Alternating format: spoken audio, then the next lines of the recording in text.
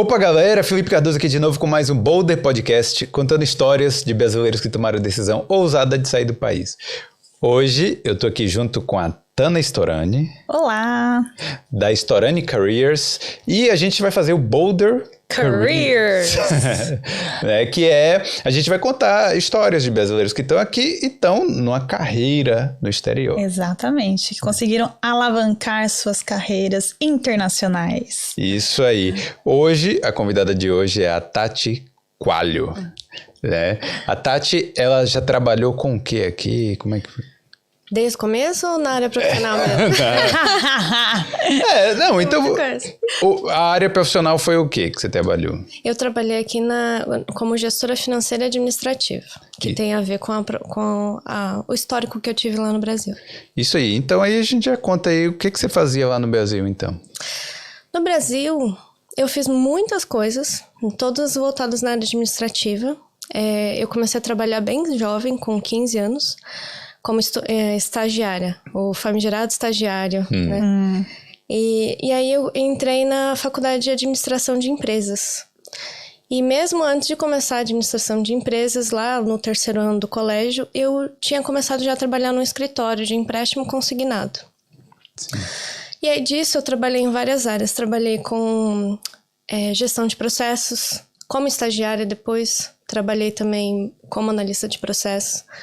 Trabalhei numa empresa de máquinas industriais, tipo processamento de alimentos. Tudo isso fazendo alguma coisa administrativa. Trabalhei em construtora civil, japonesa, brasileira, em gestão de suprimentos também, supply chain.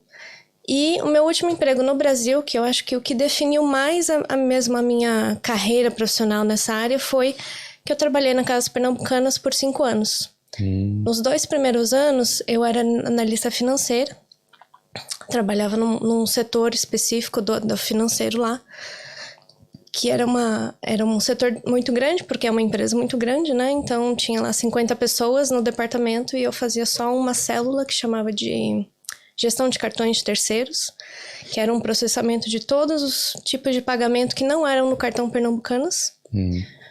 E no terceiro ano, eu tive a oportunidade de mudar de área. Por eu já gostar muito de gestão de processos, e pela minha coordenadora lá no departamento perceber que eu tinha, digamos assim, um talento a mais para isso, quando surgiu uma vaga para analista de processos, ela me convidou e falou, você não quer participar? Eu falei, até queria, mas eu sou júnior aqui, essa vaga é para júnior, vai fazer algum sentido? Ela falou, não tem problema nenhum, você pode ir. Aí eu fui, fiquei 3 anos.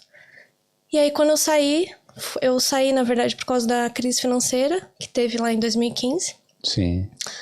E aí eu tive um tempo, assim, para pensar o que eu ia fazer, porque as oportunidades de emprego naquela época estavam muito difíceis, assim, muito discrepantes mesmo.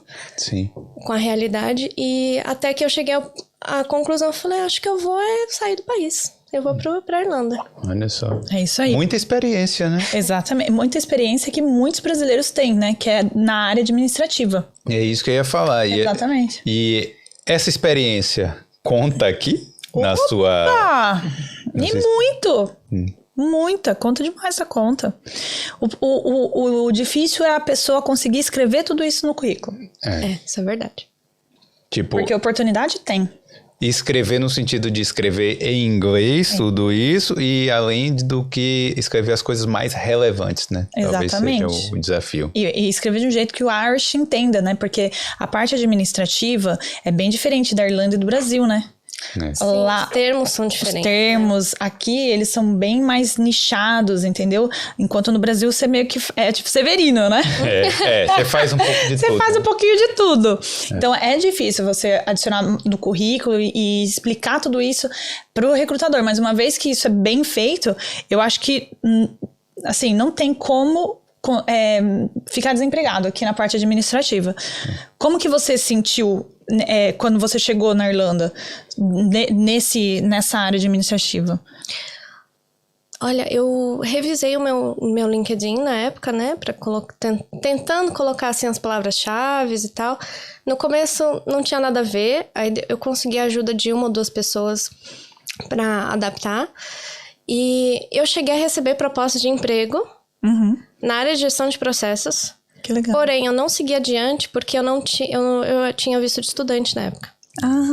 E porque a área administrativa tem muita gente, não é tão simples de você concorrer e, por exemplo, conseguir um visto, né? Sim. Teve um recrutador que todas essas oportunidades foram eles que me acharam. E aí esse recrutador, ele inclusive tentou me encaixar em 2 vagas. Acho que, se eu não me engano, era para a mesma empresa, que eu não vou lembrar o nome agora, mas era uma empresa que prestava serviço em Letterkenny para uma outra empresa de administração de riquezas, né? Entendi. Dos Estados Unidos. E aí ele falou assim, vamos mandar, porque pode ser que não, eles gostem do seu perfil e que não tem alguém comparável, e aí pode ser que você consiga o visto, né? Mas no fim, nunca recebi um retorno, vamos dizer assim. Realmente, é uma área um pouco mais difícil de conseguir o Stamp One, né? Que seria o visto de trabalho. Você conseguiu entrar na área depois que pegou seu passaporte? Foi. Mas como é que foi no iniciozinho aqui? Você chegou aqui, você trabalhou em vários empregos? Como é que foi? Trabalhei. Eu comecei pelas indicações. Então, eu por uma indicação de alguém que eu conheci... É uma história muito louca. Eu conheci uma brasileira no aeroporto, quando eu tava vindo pra Irlanda. Bati um papo com ela, a gente trocou contato. E depois de um tempo, umas semanas, ela me falou, olha, tem uma amiga que ela tá procurando uma Minder pra cobrir ela. Por 2 meses, eu acho que ela tá vindo pro Brasil. Aí eu falei, tá bom, vou lá. Foi o primeiro Minder, assim, muito tranquilo, porque eram 2 gêmeas de, 9 anos de idade. Depois, fiquei lá só por 2 meses. Depois disso, mais ou menos ao mesmo tempo, eu peguei indicações para fazer cleaner em casa de família. E fiquei deixa eu ver, acho que foi de março até outubro do mesmo ano, trabalhando como cleaner em 3, 4 casas de família. E no meio tempo, assim, durante as férias, quando como eu comecei a fazer a escola de inglês em janeiro, em junho eu já estava de férias. Então, coincidiu com as férias de verão, que podia trabalhar 40 horas, né? Nesse período, eu comecei a trabalhar na fábrica da Killings, que é muito conhecida também. Essa é bem conhecida. Então, lá eu fui operária de fábrica, trabalhando a maior parte do tempo de madrugada para ter o extra. Fazia os cleaners durante o dia e ainda consegui também arrumar energia para fazer um pouco de home care com idosos. Caramba, era coisa pra caramba. Mas como é que você achou essa... É uma transição de carreira involuntária também, né? Que a pessoa que tem bastante experiência já no escritório no Brasil, e você vem pra cá e você tem que trabalhar como tudo, né? Pra mim foi tranquilo. Eu acho que depende muito do qual é o estilo de vida e quais são os valores e as crenças que a pessoa traz com ela, né? Pra mim, carreira, vamos dizer assim, eu tava na Pernambucanas, sei lá, eu nunca almejei ser gerente, diretora e tudo isso. Nunca almejei, por quê? Porque na área que eu trabalhei de gestão de processos, eu trabalhava direto com os diretores. E eu também tinha que lidar muito com o chão de fábrica. Eu conseguia ver a diferença entre os padrões e eu também percebia o tamanho da pressão que os diretores sofriam por causa de tudo, né? De produtividade, de vendas e tudo mais. E isso, desde a faculdade, quando já falava um pouco sobre gestão, sobre produtividade, eu já fui percebendo que não era muito o meu estilo. Entendi. Então eu tenho vamos dizer assim, uma filosofia de vida. Eu prefiro trabalhar bem em algo que eu goste do que tentar almejar algo muito alto que vai me dar menos qualidade de vida, porque eu vou estar sob pressão e sob estresse. É verdade. Vai ficar infeliz. Mas são escolhas, né? Exatamente. Escolhas. São escolhas. Não, e faz parte do processo daqui também, né? Que você chega aqui, aí você passou por tudo isso e alguma hora você falou, eu quero voltar pra minha área, né? Sim. E aí que você falou, arrumou o LinkedIn, como é que foi essa parte mais perto? Quando eu já estava no processo de cidadania, eu aguardando, quando meu assessor, eu voltei para Irlanda e aí o meu assessor me ligou um dia e falou, olha, eu consegui já agendar a sua identidade. Ou seja, é a reta final. Você já tem uma data para saber quando que você vai mudar de chave, né? Sim. E isso deu mais ou menos 2 meses de antecedência. Com isso, já eu fui no meu LinkedIn de novo, atualizei e aí eu coloquei lá, acho que era Full-Time Working Permit in Europe. Eu não queria colocar, por questões pessoais, eu não queria colocar a cidadania italiana.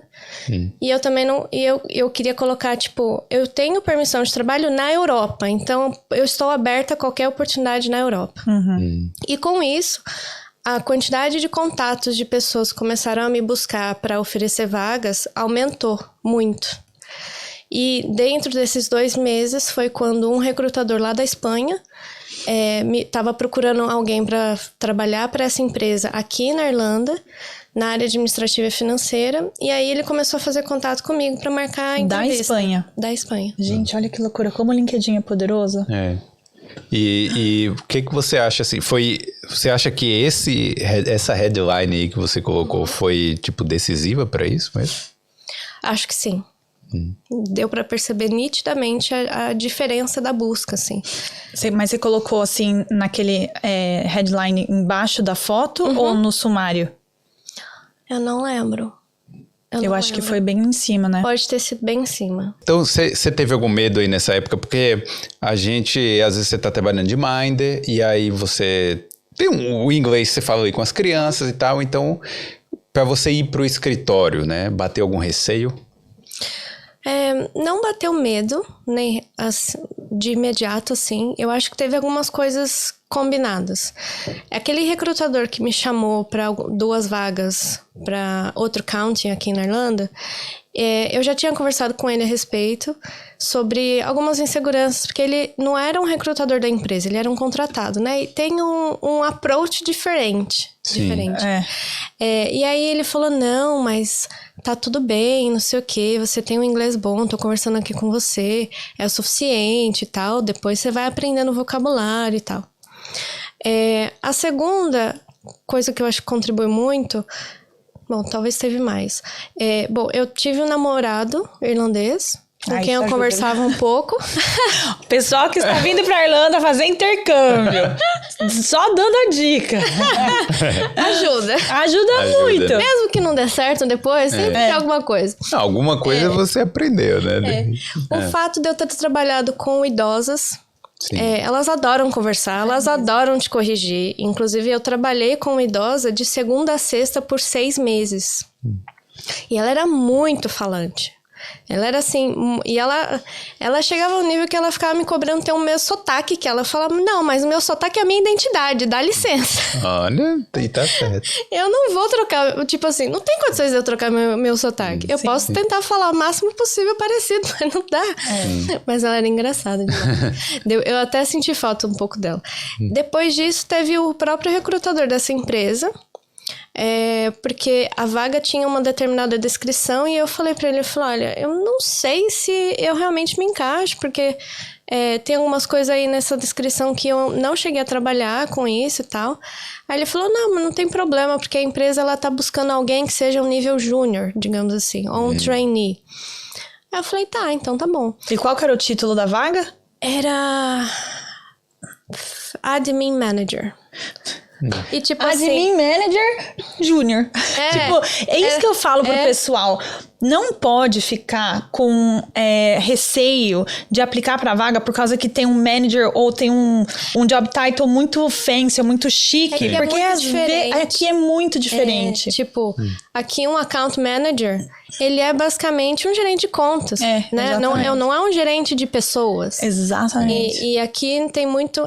quebra muitos paradigmas, né? Em relação a essas nomenclaturas. Admin Manager seria o que no Brasil? Você sabe assim? Lá no Brasil? Sim. Seria o gerente administrativo. O gerente administrativo. O gerente administrativo. Antes disso, seria o assistente administrativo. Entendi. Né? Isso. Que o que muita gente acaba errando também é a nomenclatura no currículo. Então, chega aqui na Irlanda, coloca Administrative Assistant.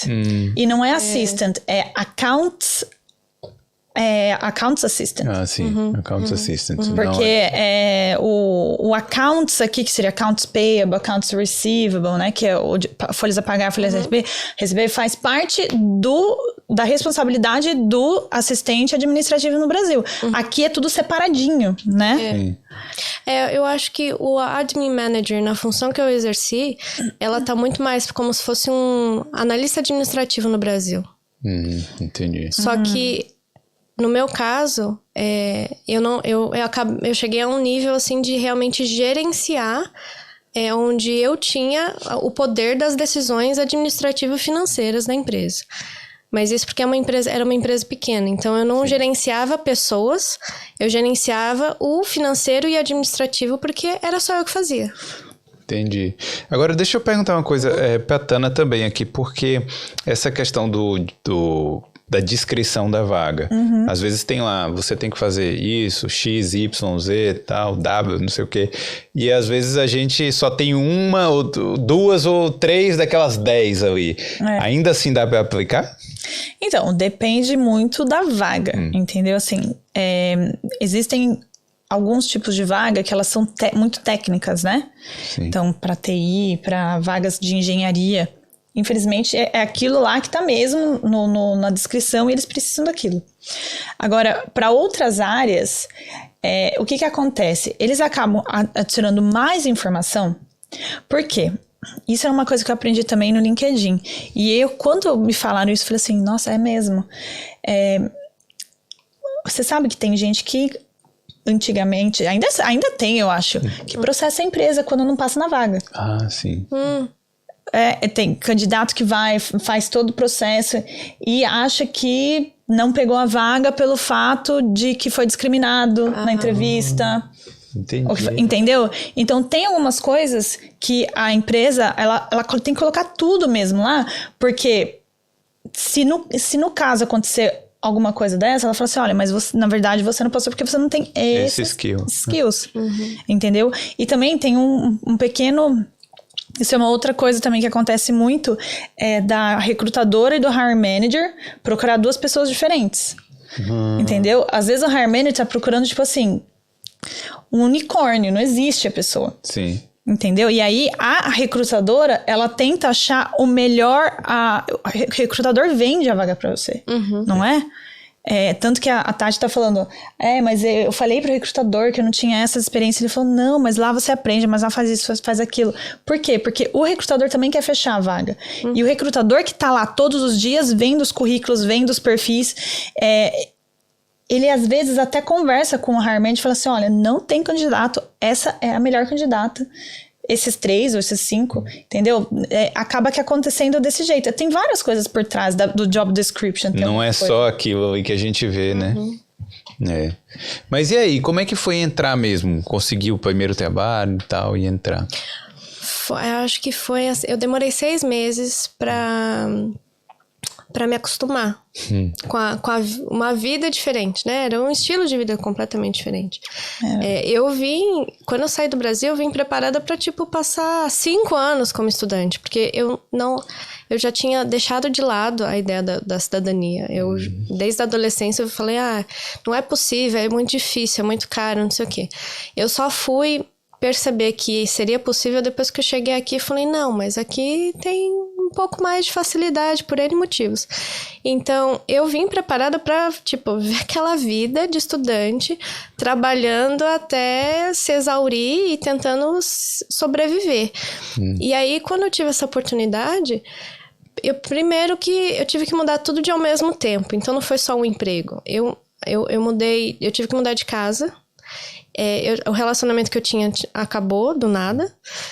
E eu tive essa mudança não só de emprego, como também de estilo de vida, né? Então, eu demorei, pelo que eu me lembro, uns 6 meses para me adaptar. Eu não preciso mais trabalhar 60 horas na semana. Agora eu tenho tempo livre. O que eu vou fazer com o meu tempo livre? Isso, muita gente passa por isso aqui, né? Então, assim, foi muito bom. Foi muito interessante também essa transição, mas ela me custou um pouco. E teve um outro fator que eu acho que foi o que me manteve, vamos dizer assim, mentalmente sã, por causa de todo essa avalanche de coisas que aconteceram ao mesmo tempo, é que eu tinha muita coisa para aprender sobre a empresa, porque a empresa ela trabalha com digital advertising em plataforma de bidding. Então, Nossa, de bidding? Então é o leilão digital de anúncios, que é uma coisa que eu nunca imaginei que eu fosse ter contato. Tinha muita coisa para aprender, porque a minha função era justamente tudo, contas a pagar, contas a receber, bookkeeping, e tinha questões administrativas tipo de papelada, banco e não sei o que. Você fazia muita coisa então, né? Fazia. Reconciliation. É porque empresas grandes mesmo, às vezes tem uma pessoa para fazer cada função dessa, né? No caso, essa empresa eu era a única fazendo isso. Antes de mim, era o próprio dono que dividia a função com a esposa do sócio dele. Olha aí. E aí, como ela queria fazer outra coisa e ele também queria começar a delegar para poder se dedicar mais ao desenvolvimento do negócio, ele decidiu contratar alguém aqui na Irlanda, porque ele estava abrindo a empresa na Irlanda. Ai, que legal. Então, eu tive muita coisa para absorver e eu trabalhava sozinha. Ele vivia na Espanha, continua vivendo. Ele veio... Aí é bom, sim. Ele veio pra Irlanda para me conhecer no meu 3º dia de trabalho. Então, eu passei o 1º e o 2º dia só lendo documentação que ele tinha criado, porque ele era muito organizado. Ele é muito organizado também. Ele fez todo um descritivo de coisas que eu tinha que fazer, como fazer. Eu fiquei estudando isso tudo, e ele ficou no telefone comigo umas horas também. Só no 3º dia que ele chegou aqui pra falar oi, 2 dias, ficou um dia inteiro, no dia seguinte ele falou tchau. Agora a gente continua pelo contato remoto. Mas você tinha que falar espanhol ou não? Foi só o inglês? Só inglês. Olha só. E esse chefe, o dono, ele fala português também. Que bom. Na verdade, eu falava bastante inglês com ele, mas eu não sei, eu acho que ele gostava de falar português. Quando ele falava comigo, ele clicava e começava a falar português. E deixa eu perguntar uma coisa, quando você começou a trabalhar na área administrativa aqui, você recebia muito approach de outros recrutadores para trabalhar em outras empresas? Eu cheguei a receber alguns, sim. Mas não foi nada muito expressivo. Uhum. Eu acho que é porque logo que... Como é uma empresa digital, eles têm muita coisa de... Já atualiza seu LinkedIn, tá? Não sei o quê. Fala que você tá trabalhando com a gente, né? Entendi. Então, eu acho que o fato de eu ter colocado lá, que eu tinha começado a trabalhar na empresa, a empresa já tinha perfil no LinkedIn, já tinha tudo, assim. Então, talvez já sinalizou para recrutadores que eu tinha acabado de começar, né?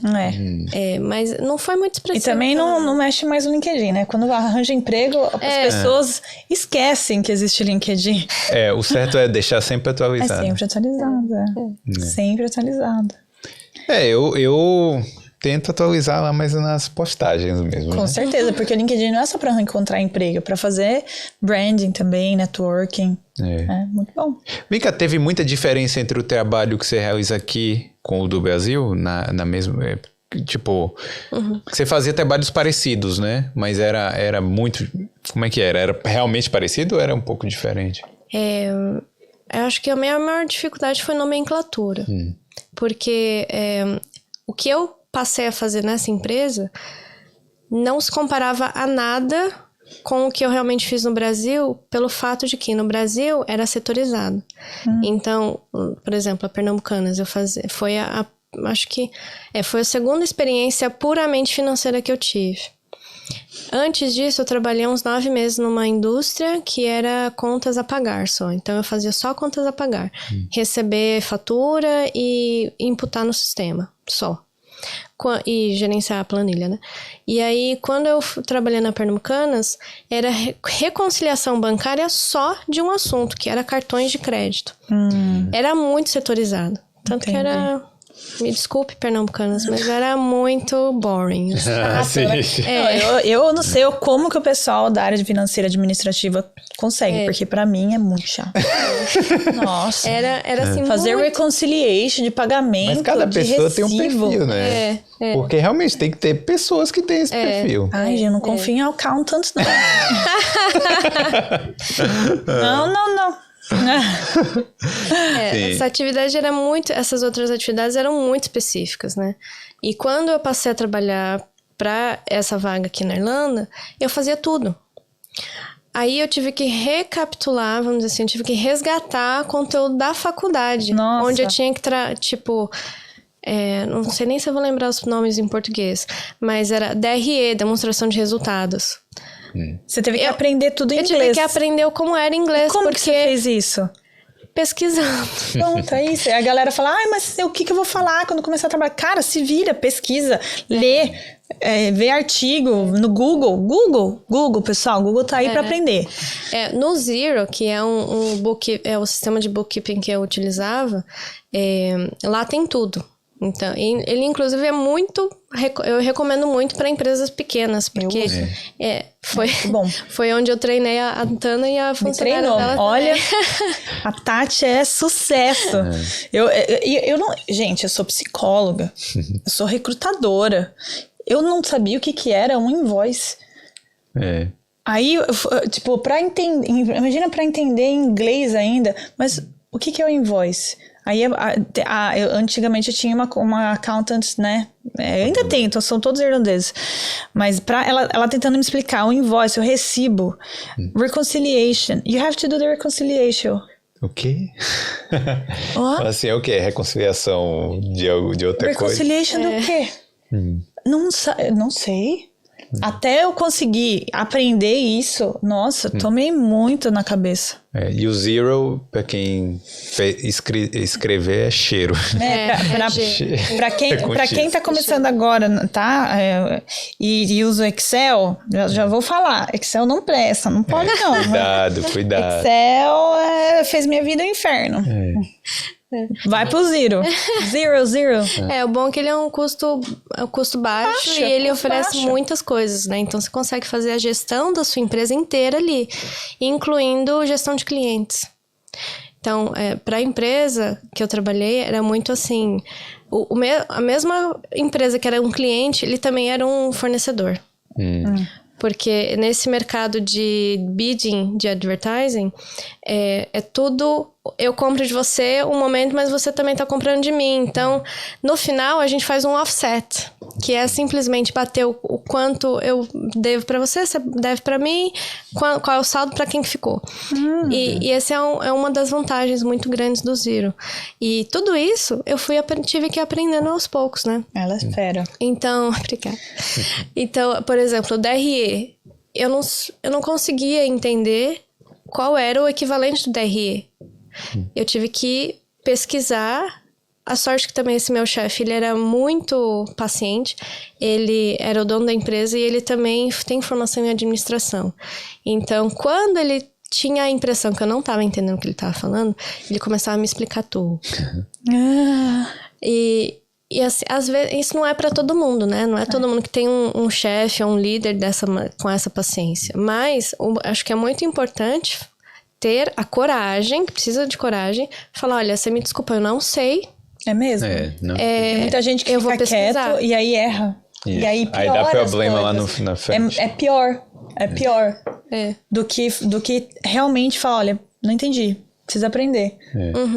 Como é que você achou a diferença da cultura de trabalho do Brasil pra cá? Isso é uma coisa que eu tô aprendendo só agora, em outra empresa. Porque como a empresa que eu trabalhei, essa que a gente tá falando do início da gestão financeira, eu estava na Irlanda, trabalhando na Irlanda, mas eu não estava trabalhando para irlandeses. Sim. É uma coisa que eu não comentei, né? Os donos da empresa, eles são franceses. E eles moram na Espanha há mais de 10 anos. Então, eles são franceses com já um espírito mais espanhol-português. Porque, além de tudo, eles são nômades. Hoje, nômades digitais, mas eles sempre foram nômades mesmo. Que o dono, é um pai e um filho, né? O dono, ele morou na Argentina, morou nos Estados Unidos, no Paquistão, em Portugal e na Espanha. Além de ter vindo da França. Então, ele é basicamente cidadão do mundo, sabe? E o jeito dele trabalhar, pra mim, era muito bom. Porque ele era muito direto, objetivo. Tanto que eu tive que adaptar muito a minha forma de comunicação, porque eu vim de uma área no Brasil. O Brasil já fala demais, né? Sim. Já floreia muito. E eu trabalhava com documentação, políticas e normas e manuais de usuário de empresa. Ou seja, eu tinha que encher muita linguiça. Sério mesmo. E eu tinha que comunicar para muitos níveis diferentes. Quando eu cheguei com essa empresa, falando com ele, eu mandava e-mails assim longuíssimos e ele falava, olha, eu preciso que você seja mais concisa. Uma frase. Assim, se você for... Literalmente, ele falou, olha, não me entenda mal, você fala muito bem, eu, inclusive, tô percebendo que você tem muito mais para entregar do que eu imaginava, mas se você for me responder um e-mail que tenha mais de 5 linhas, eu prefiro que você me ligue. Sou assim, gente. É porque é muita coisa, a gente eu odeio ficar lendo e-mail longo. Porque realmente a gente vai perder tempo, né? E no caso dele, como ele trabalha nessa área de digital advertising, é muito dinâmico. É muito assim, toda hora muda alguma coisa. Ele falava assim, o meu foco é muito dinâmico. Eu não tenho tempo, ou eu não vou ter condições de parar para prestar atenção e ler um e-mail de 10 parágrafos, de 10 linhas, 20 linhas.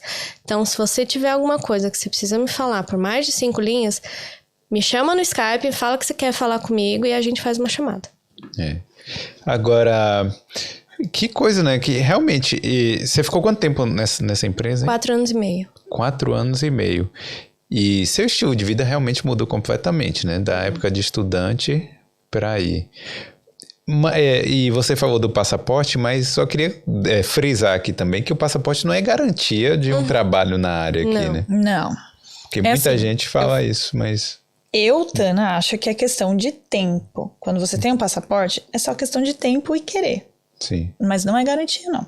Sim. A pessoa realmente tem que dar aquele esforcinho, né? E tem muita... é difícil falar, porque assim, cada pessoa é diferente. Né? Cada um tem prioridades diferentes, tem anseios diferentes, tem medos diferentes. Então tem algumas pessoas que já são mais pra frente, que já vão e se arriscam. Você super se arriscou vindo pra cá e sempre se arriscou. Até agora nessa sua mudança que você vai contar, né? De carreira e tal. Isso é arriscar. Agora, tem pessoas que não acreditam nelas, tem pessoas que têm medo, tem pessoas que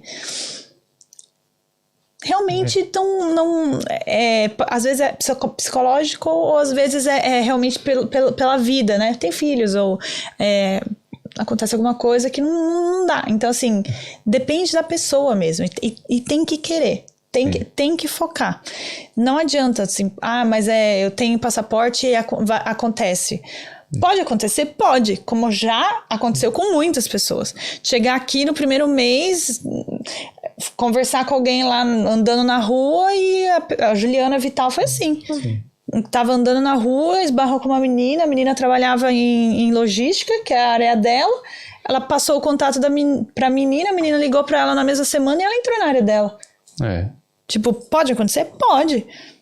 Mas pode ser que também não aconteça. E se isso não acontece, daí você tem que colocar mais effort, né? Isso. Tem que se esforçar, não tem jeito. Não, e o passaporte não vai ser a garantia de que, tô aqui mostrando meu passaporte, vou entrar na minha área. Tem muita gente que trabalha por muitos anos, né, em trabalho secundário.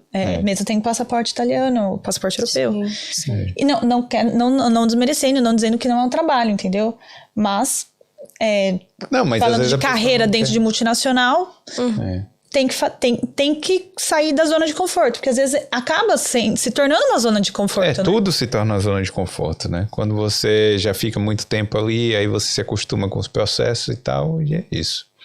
E aí, então como é que foi? Você ficou 4 anos e meio e como é esse passo aí da transição de carreira aqui? Da segunda transição de carreira aqui. Pois é, eu agora estou me dedicando à psicologia, né? Também precisei de muita coragem, foi uma preparação de mais ou menos um ano. Onde em no final de 2019 eu comecei a pensar a respeito. Aí entrou a pandemia, 2020. E aí, em 2020, eu falei, não, eu realmente quero estudar psicologia. E assim, sou muito grata a tudo que eu vivi com a IESH, que é a empresa que eu trabalhei. Tive oportunidades incríveis lá, tanto de ambiente quanto de desenvolvimento profissional, por tudo isso que eu fiz, né, de um gerenciamento muito mais abrangente. Mas a verdade é que não era o que eu queria fazer. E você tá fazendo um hard diploma em psicologia. O hard diploma pro pessoal, né, que não entende ou que tá no Brasil, o que seria? O higher diploma, eu vou falar minhas palavras, né? Algumas faculdades, elas categorizam ele como uma postgraduate. Postgrad, Porém, ela tem o mesmo nível do NFQ 8. Então, o que é a higher nossa faculdade no Brasil, normal. Então, o higher diploma e o bachelor's, ele tem o mesmo valor. A diferença é que o bachelor's, ele normalmente é período integral. E ele dá o visto de estudante. O higher diploma, ele é meio período. Por consequência, ele não permite o visto de estudante. Entendi. E só é admitido quem já tem uma graduação anterior. Pode ser qualquer área. Entendi. Tá bom, tá. E você consegue trabalhar na área de psicologia fazendo hard diploma em psicologia? Não, eu ainda preciso fazer um master's. Entendi. Então foi uma decisão muito bem pensada, porque é um caminho longo a se traçar, né? Sim. E é interessante que eu não sei se eles fazem isso para todos os aplicantes na faculdade, que eu faço na Dublin Business School. Mas eu acho que eu mandei um e-mail para eles, porque tinha, sei lá, 4 cursos que eu me interessei lá na área de psicologia. Porque aqui eles têm a psicologia, tem a psicoterapia, tem a psicanálise, psychotherapy, psychoanalysis.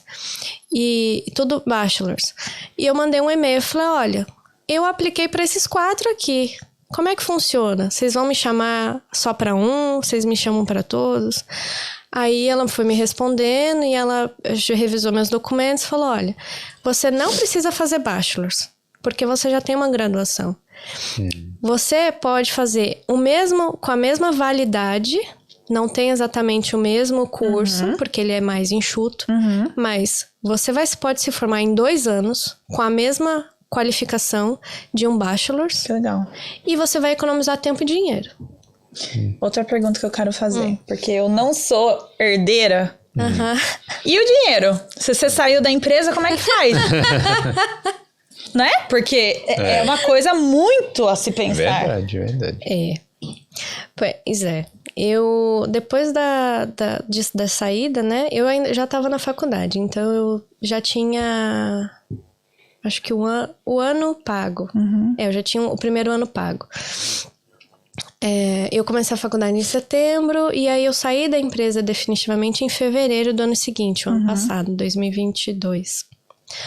E aí eu fiquei uns meses no Job Seekers, porque eu precisava de férias. E mesmo eu saindo em fevereiro, eu tive uma carga muito grande de trabalhos e exames da faculdade até abril, então eu não tive férias, eu só passei a estudar full time ao invés de part-time. E aí eu passei esse tempo, depois eu comecei a refletir, o que eu vou fazer, tal, não sei o quê.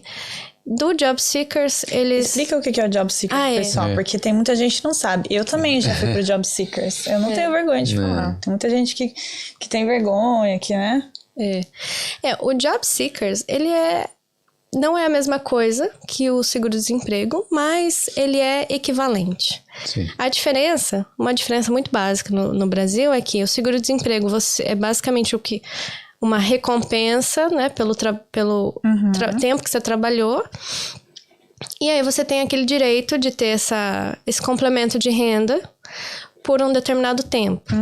E tanto faz o que você vai fazer da sua vida. Se você vai viajar, se você vai ficar em casa, se vai arrumar um emprego informal para complementar a renda. Você só não pode voltar a trabalhar, porque o momento que no Brasil você volta a trabalhar, encerra o seu desemprego, né? Sim. O Job Seekers, ele tem essa função de eu estou em busca de emprego. Sim. Enquanto eu estou em busca de emprego, por eu estar desempregada, eu posso aplicar para esse processo onde o governo ele me dá um suporte financeiro, então é quase como um seguro-desemprego. A grande diferença é que aqui eles ficam te ligando a cada 6 semanas, perguntando, e aí, fulana, você tá procurando emprego? E aí? Aí eles mandam um formulário para sua casa, você tem que descrever cada uma das vagas que você aplicou. Sério? Nossa. Não, quando eu fui pro Job Seekers, porque foi assim, eu fiquei no LinkedIn por 1 ano, e aí eu tava num contrato. Aí eles não conseguiram estender o contrato porque o LinkedIn foi vendido para a Microsoft. Sim. E aí ninguém sabia. Então, ninguém estava conseguindo ter contrato estendido. Minha gerente falou assim, volta daqui 4 meses. Eu te coloco. Depois de 4 meses. Eu falei, 4 meses... Tudo bem, eu vou pro Brasil, vou viajar, vou fazer minhas coisinhas, né? Tipo, fazia 5 anos que eu trabalhava back to back, né? Aí, fui pro Job Seekers e falei assim, vou começar a fazer esse negócio aí que eu faço dos currículos. Comecei a fazer o negócio do currículo, eu comecei a ganhar 3 vezes mais que o meu salário no LinkedIn. É isso aí. Tipo, foi muito... Então o Job Seeker foi uma coisa boa pra você também. Foi, por quê? Porque me deu a coragem de fazer uma coisa que talvez eu nunca teria feito. Porque eu nunca teria saído do LinkedIn pra abrir minha empresa. Ever. Aí, o que eu fiz? Eu entrei no Job Seeker, aí eles ligam pra você, né? Só que eu não cheguei nessa parte de ficar escrevendo cada vaga que eu tinha aplicado. Porque eles organizam um primeiro encontro com o Career Advisor, né?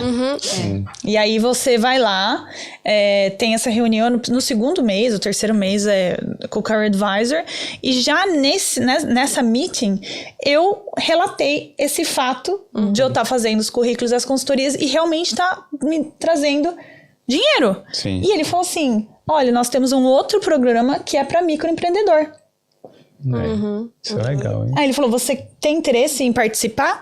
Eu falei, óbvio, claro que sim. Eu nem imaginava, não tinha noção que o governo poderia me ajudar a abrir minha empresa. E aí eu fui, né, assinei lá, entrei no programa. Por 1 ano eles me pagaram o salário mínimo. Eles me ajudaram a fazer dinheiro, né? Me deram um dinheiro para comprar equipamento, material, né? O que fosse. Eu não tive que pagar imposto por 2 meses, porque eles estendem o imposto.